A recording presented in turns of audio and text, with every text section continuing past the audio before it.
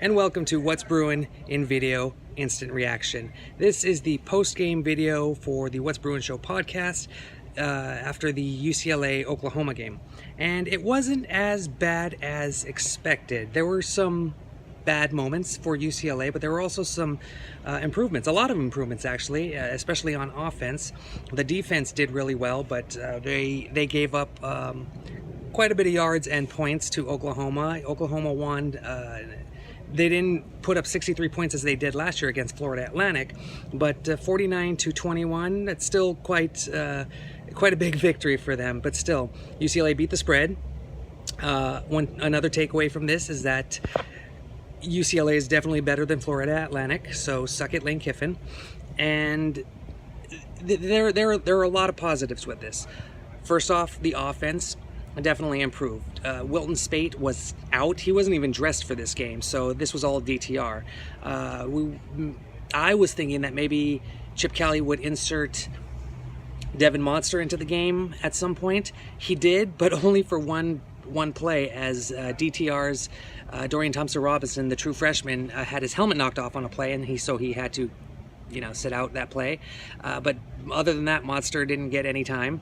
But it was definitely a growing experience for DTR, who was definitely on his feet the entire time, running around, trying to avoid Oklahoma's defense, which looks a lot better than the people expected. DTR, the offensive line was still a little rough, but he was able to move around and get the passing game going. The rushing game, not so much. That still needs a lot of work. There were a lot of times where, and I don't know if this is play calling or just execution, but UCLA is trying to go up the middle, and it just wasn't working. What is Chip Kelly actually trying to do with this offense? Maybe he's still trying to slowly get his players to conform to his system, but the running game, which is what he's known for, is still not there. Not yet, but it is slowly getting there.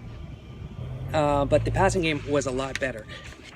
Dorian Thompson-Robinson, he passed for 254 yards last week against Cincinnati. He only had 117, albeit though that was only in 2.5 quarters. He also had his first touchdown pass to Michael Ezeki late in the game, so congratulations, Dorian Thompson-Robinson.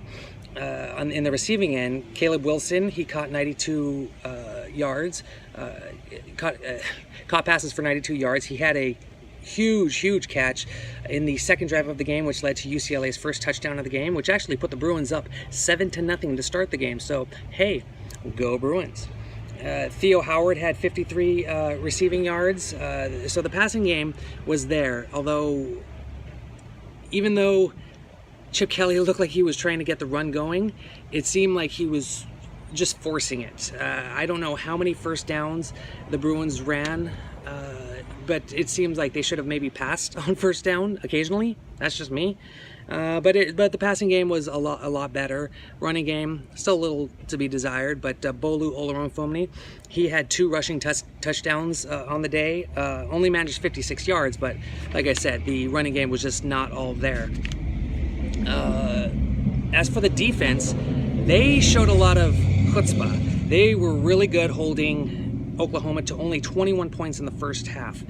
Pretty impressive, but they kind of slipped in the third quarter. Kyler Murray, he's just the man. He's definitely a Heisman candidate. He threw for, 306 yards, I believe, 3 touchdowns. Oklahoma had a total of 485 yards, 306 through the air, 179 on the ground. So, pretty impressive. But the fact that UCLA limited them to 485 yards as opposed to 650 from last week, that's pretty good. And to only limit them to 49 points rather than 63. Once again, FAU bows down to UCLA. I said it. Suck it, Lane Kiffin. UCLA's total yardage was 388, 254 through the air, 134 on the ground. So improvements. A lot of still freshman mistakes. The Bruins are Still a work in progress, obviously, but this game gave me a lot more hope.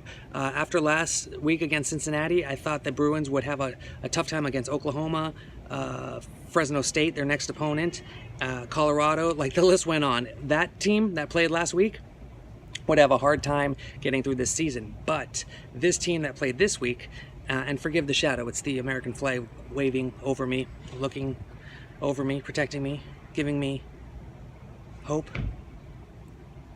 But this team that showed up, I think will definitely give Fresno State a tougher time. This team looked a lot better. Someone on Twitter stated that if this team showed up against Cincinnati last week, that would have been a win.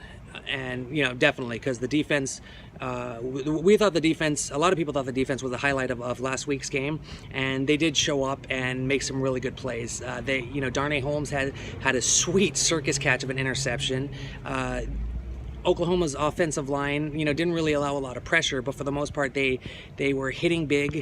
They were, you know, there were several, 3 or 4 pass breakups at the line. KLS had one, Chris Barnes had one.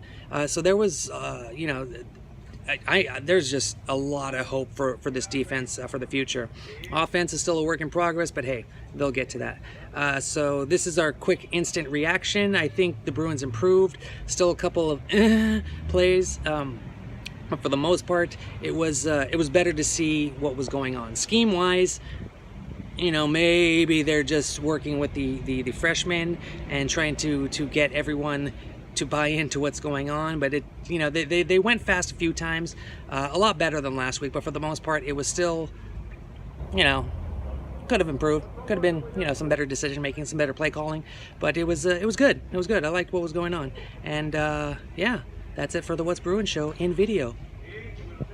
Good night. Although it's like 2 p.m. right now, 1 p.m. I don't know. It's hot. I want to go inside.